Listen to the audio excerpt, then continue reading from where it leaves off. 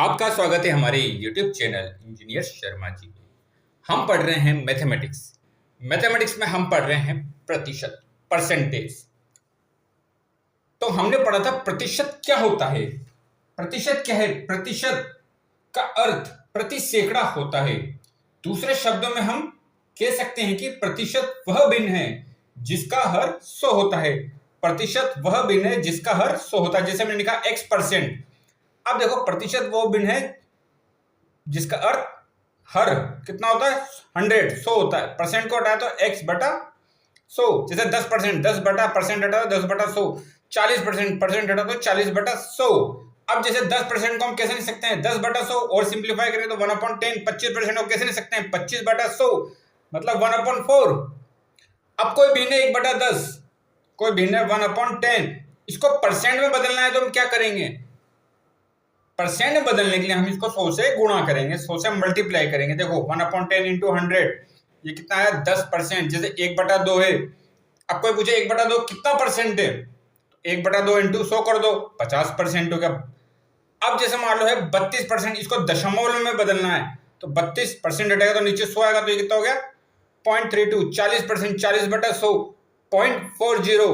85%, 85 बटा 100 0.85। क्वेश्चन करते हैं। क्वेश्चन कहता है 40 रुपए का 15% कितना होता है। अब जो ये क्वेश्चन आते हैं 40 रुपए का 15% कितना होता है? 40 रुपए जैसे यहाँ का आ रहा है तो यहाँ आएगा मल्टीप्लाई 15%। 15% को कैसे लिखेंगे? 15 बटा 100। इसको सोल्व करेंगे 15 इंटू 40 बटा 100। एक जीरो से एक जीरो गया, 15 इंटू 4 बटा 10, 60 बटा 10, 6 रुपए। अब जैसे हम क्वेश्चन करते हैं 500 का 30% कितना होता है। क्वेश्चन क्या है? 500 का 30% कितना होता है? कितना है? 500। हमने लिखा 500। अब यहां रखा कि जहां मल्टीप्लाई 30%, परसेंट हटेगा तो 100, तो ये कितना होगा? 2 जीरो से 2 जीरो कैंसिल। 30 इंटू 5 ये कितना आया? 150 रुपए या 500 रुपए था। जैसे क्या था? 500 रुपए का 30% कितना गया? 150 रुपए। ठीक है। अब ऐसे क्वेश्चन और भी कर सकते हैं। क्वेश्चन क्या हो सकता है?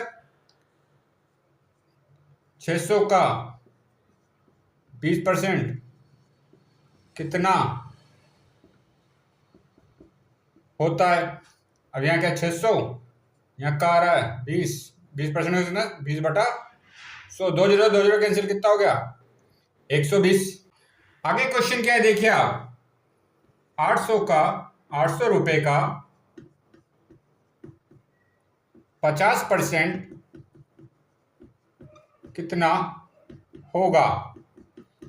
क्या दे रखा है? 800 रुपए का आ गया मतलब गुणा का चिन्ह।